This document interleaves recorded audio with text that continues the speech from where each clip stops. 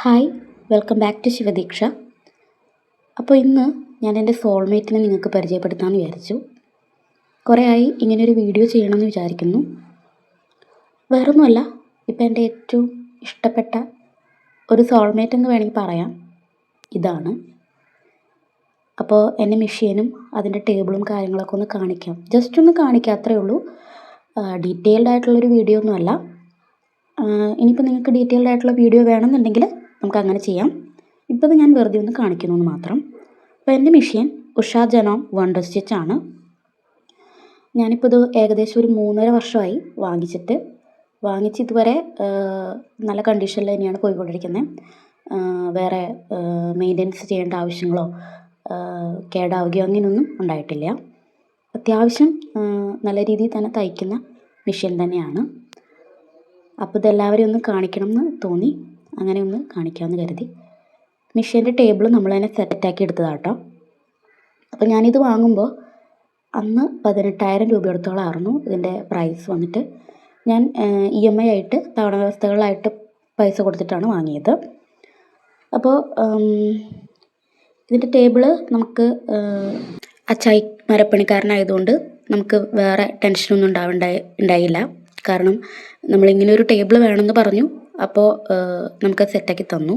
ഉള്ളിൽ കടന്നിരിക്കുന്ന രീതിയിൽ, പിന്നെ ഒരു ഡ്രോ വേണം, അതുപോലെ നമുക്ക് ഈസിലി മൂവ് ചെയ്യാനൊക്കെ പറ്റുന്ന രീതിയിലാവണം, പിന്നെ എക്സ്റ്റൻഷൻ ടേബിൾ പോലെ ആവണം, അങ്ങനെ പറഞ്ഞിരുന്നു. അതായത് നമുക്ക് സ്ഥലപരിമിതി ഒരുപാടുണ്ട്, അപ്പോൾ അതുകൊണ്ട് നമുക്ക് കുറച്ച് വലിപ്പമുള്ള ടേബിൾ വേണമെന്നാണ് നമ്മൾ കരുതിയിരുന്നത്. അപ്പോൾ അങ്ങനെയുള്ള കുറച്ച് കാര്യങ്ങൾ നമ്മൾ പറഞ്ഞു കൊടുത്തു. അപ്പോൾ ആൾ അതുപോലെ തന്നെ നമുക്ക് നമ്മൾ പറഞ്ഞതിനേക്കാളൊക്കെ എന്താ പറയുക, നല്ല രീതിയിൽ നമുക്കത് കിട്ടിയിട്ടുണ്ട്. അപ്പോൾ ഇത് നിങ്ങളൊന്ന് കാണിക്കാം. പലതരത്തിലുള്ള സ്റ്റിച്ചസ് ഉണ്ട്. ഇത് എനിക്ക് തോന്നുന്നു 21 ടൈപ്പ് സ്റ്റിച്ചസാണ് അതിൽ കൊടുത്തിരിക്കുന്നത്. അപ്പോൾ എല്ലാം ഒന്നും നമുക്ക് യൂസ് ചെയ്യേണ്ട ആവശ്യമില്ലല്ലോ, നമ്മൾ കോമൺലി യൂസ് ചെയ്യുന്ന കാര്യങ്ങളല്ലേ. പിന്നെ 5-6 ഫുട്ട് നമുക്ക് ഇതിൽ കൂടെ ഫ്രീ ആയിട്ട് തരുന്നുണ്ട്, പിന്നെ അതിന് വേണ്ടിയിട്ടുള്ള അക്സസറി. അപ്പം ഞാൻ പറഞ്ഞല്ലോ, എല്ലാ കാര്യങ്ങളും ഞാൻ ഈ ഒരു വീഡിയോയിൽ ഉൾപ്പെടുത്തിയിട്ടില്ല. അപ്പോൾ മെഷീനെ കുറിച്ചിട്ടുള്ള ഡീറ്റെയിൽഡ് വീഡിയോ വേണമെങ്കിൽ അങ്ങനെ നമുക്ക് ചെയ്യാം. അതല്ല ടേബിളിനെ കുറിച്ചിട്ടാണെങ്കിൽ, ടേബിൾ എപ്പോഴും നമുക്ക് കൂടുതൽ തയ്ക്കുന്ന ആളുകളാണെങ്കിൽ എനിക്ക് തോന്നുന്നു അവർ പ്രൊവൈഡ് ചെയ്യുന്ന എക്സ്റ്റൻഷൻ ടേബിളിനേക്കാളും നമുക്ക് നല്ലത് ഇങ്ങനെയൊരു ടേബിൾ നമ്മൾ ഉണ്ടാക്കിയെടുക്കുന്നതാണ്, അല്ലെങ്കിൽ പറയിപ്പിച്ച് എടുക്കുന്നതാണ്. അതാണ് എനിക്ക് തോന്നിയിട്ടുള്ളത്. പിന്നെ നല്ല എലിശല്യം ഉള്ളതുകൊണ്ടാണ് കേട്ടോ ഈ ചെറിയൊരു പോർഷനൊക്കെ ഞാൻ അടച്ചു വയ്ക്കാൻ വേണ്ടിയിട്ട് അതിനും എങ്ങനെയൊക്കെയോ സെറ്റാക്കി തന്നു. അപ്പം ഞാൻ വീഡിയോ എടുക്കുന്നതിൻ്റെ സമയത്ത് കുഞ്ഞും കൂടി വന്ന് അവനും എന്തൊക്കെയോ അവൻ്റെ തോന്നിയ പോലെ അവനും കാണിക്കുന്നുണ്ട് കേട്ടോ. അപ്പോൾ അതായത് നമുക്ക് ഫോൾഡ് ചെയ്ത് വയ്ക്കാൻ പറ്റുന്ന ടൈപ്പ് മെഷീനാണ്. അപ്പോൾ നിങ്ങൾ കണ്ടിട്ടുണ്ടാവുമല്ലോ പവർ മെഷീനിലൊക്കെ അതുപോലെ ചെറുതായിട്ടൊന്ന് ഫോൾഡ് ചെയ്തിടാൻ പറ്റുന്ന, നമുക്ക് സ്ഥലപരിമിതി ഉള്ളതുകൊണ്ട് തന്നെ നമുക്ക് ഇത് ഭയങ്കര ഒരു അഡ്വാൻറ്റേജാണ് ഇങ്ങനെ ഒരു ഫോൾഡഡ് ആയിട്ടുള്ളൊരു മെഷീൻ ടേബിള് സെറ്റാക്കി എടുത്തത്. അപ്പോൾ നമുക്കത് ഞാൻ കാണിക്കുന്ന പോലെയാണ് കേട്ടോ ഫോൾഡ് ചെയ്ത് വയ്ക്കുന്നത്. അപ്പോൾ ആവശ്യം കഴിയുമ്പോൾ നമുക്ക് ഫോൾഡ് ചെയ്ത് മടക്കി താഴേക്കിടാം. അതുപോലെ പിന്നെ എന്തൊക്കെയാണ് ഇതിനെക്കുറിച്ച് പറയാനുള്ളത് വെച്ച് കഴിഞ്ഞാൽ, ഈ ഒരു മെഷീൻ ഫുള്ളി കറണ്ടിൽ വർക്ക് ചെയ്യുന്നതാണ്. അപ്പോൾ എൻ്റെ ഒരു പ്രഗ്നൻസി ടൈമിലാണ് എനിക്ക് ഏറ്റവും കൂടുതൽ ഇത് യൂസ്ഫുൾ ആയിട്ടുള്ളത്. പിന്നെ ഞാൻ എൻ്റെ പഴയ മെഷീനും വീട്ടിലുണ്ട്, പക്ഷെ അതിനേക്കാളും അത് മോട്ടറൊന്നും ഇല്ലാതെ യൂസ് ചെയ്തുകൊണ്ടിരുന്നത്. അതിനേക്കാളൊക്കെ ഒരുപാട് ഹെൽപ്ഫുള്ളാണ് ഇതെനിക്ക്. കാരണം പ്രഗ്നൻസി ടൈമിൽ നിങ്ങൾക്കറിയാമല്ലോ, അങ്ങനെയൊരു സാഹചര്യത്തിൽ നമുക്ക് ഒരുപാട് യൂസ്ഫുള്ളായിരുന്നു.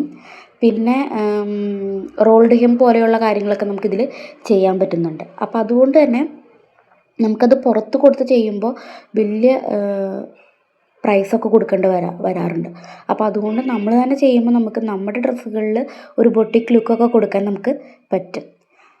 അപ്പോൾ കണ്ടോ, ഇവിടെയാണ് ശരിക്കും മെഷീൻ ഇടുന്നത്. ഒട്ടും സ്ഥലമില്ലാതെ അല്ലറ ചില്ലറ സാധനങ്ങളൊക്കെ ആയിട്ട് അങ്ങനെ ഇങ്ങനെ കിടക്കുകയാണ്.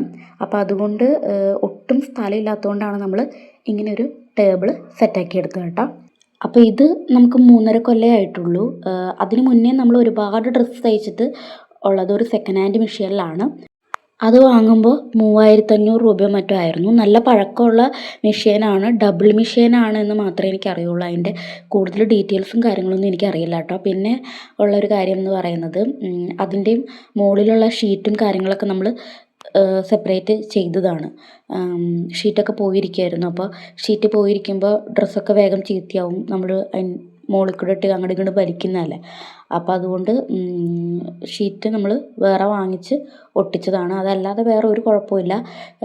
നല്ല സ്പീഡും കാര്യങ്ങളൊക്കെ ഉണ്ടായിരുന്നു. നോർമലായിട്ടുള്ള സ്റ്റിച്ചിങ് ആണെങ്കിൽ പോലും, നോർമലി നമ്മൾ കാല് വെച്ച് ചവിട്ടി തയ്ക്കുന്നതാണെങ്കിൽ പോലും നല്ല സ്പീഡും കാര്യങ്ങളൊക്കെ ഉണ്ടായിരുന്നു. പിന്നെ പറയാനുള്ളത് നമ്മളുടെ ഉഷാ ജെനോമിൻ്റെ വണ്ടർ സ്റ്റിച്ച് നല്ലൊരു മെഷീനാണ്.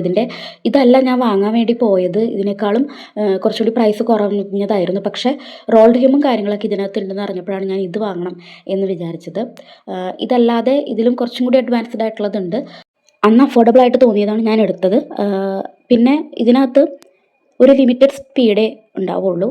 അപ്പോൾ അത് ഒരേ സമയം ഗുണവും ദോഷവുമായിട്ട് എനിക്ക് തോന്നിയിട്ടുണ്ട്. കാരണം കുറേ അധികം തയ്ക്കുന്ന ഒരാളെ സംബന്ധിച്ച് ഒരു പവർ മെഷീനൊക്കെ ആയിരിക്കും നല്ലത്. എൻ്റെ കയ്യിൽ അതില്ല. പക്ഷേ ഈ ഒരു മെഷീൻ വെച്ച് തന്നെയാണ് ഞാൻ ഓടിക്കൊണ്ടേയിരിക്കുന്നത്. ഞാൻ ഇതിൽ സാറ്റിസ്ഫൈഡ് തന്നെയാണ്. അപ്പോൾ പയ്യെ പയ്യെ പോകെ പവർ മെഷീനിലേക്കൊക്കെ മാറണം എന്നൊക്കെ ഞാൻ ആഗ്രഹിക്കുന്നുണ്ട്. അത് ഏത് നല്ലതായിരിക്കണമെന്ന് എനിക്കറിയില്ല കൃത്യമായിട്ട്. നമ്മളിതുവരെ യൂസ് ചെയ്തിട്ടില്ലാത്തതുകൊണ്ട്. പിന്നെ ഞാൻ പറഞ്ഞ ഗുണവും ദോഷവും ഉണ്ടെന്ന് പറഞ്ഞു. ഗുണമുള്ളതെന്ന് പറഞ്ഞു കഴിഞ്ഞാൽ നമുക്കെപ്പോഴും കറണ്ടിൽ വർക്ക് ചെയ്യുന്ന മെഷീനിൽ നമ്മൾ സ്റ്റിച്ച് ചെയ്യുമ്പോൾ, നമ്മളൊരു ബിഗിനർ ആണെങ്കിൽ നമുക്കെപ്പോഴും ടെൻഷനായിരിക്കും. അപ്പോൾ നെക്കൊക്കെ സ്റ്റിച്ച് ചെയ്യുന്ന സമയത്ത് ഒരു ലിമിറ്റഡ് സ്പീഡ് മാത്രമേ നമുക്ക് പറ്റുള്ളൂ. അപ്പോൾ അങ്ങനെയൊക്കെ വരുന്നപ്പോൾ എനിക്ക് ആദ്യമേ ഇത് യൂസ് ചെയ്തു തുടങ്ങിയ സമയത്തൊന്നും അത്ര വലിയ ബുദ്ധിമുട്ടൊന്നും ഉണ്ടായിരുന്നില്ല. അപ്പോൾ ഇത്രയേ ഉള്ളൂ എൻ്റെ സോൾമേറ്റിനെ. നിങ്ങൾക്ക് എല്ലാവർക്കും ഇഷ്ടപ്പെട്ടു എന്ന് കരുതുന്നു. പുതിയൊരു വീഡിയോ ആയിട്ട് വീണ്ടും കാണാം. അപ്പോൾ നിങ്ങൾക്ക് ഇതിനെക്കുറിച്ചുള്ള ഡീറ്റെയിൽഡ് വീഡിയോസോ കാര്യങ്ങളോ വേണമെന്നുണ്ടെങ്കിൽ കമൻറ്റ് ചെയ്താൽ മതിയാവും. വീണ്ടും പുതിയൊരു വീഡിയോ ആയിട്ട് കാണാം. ബൈ.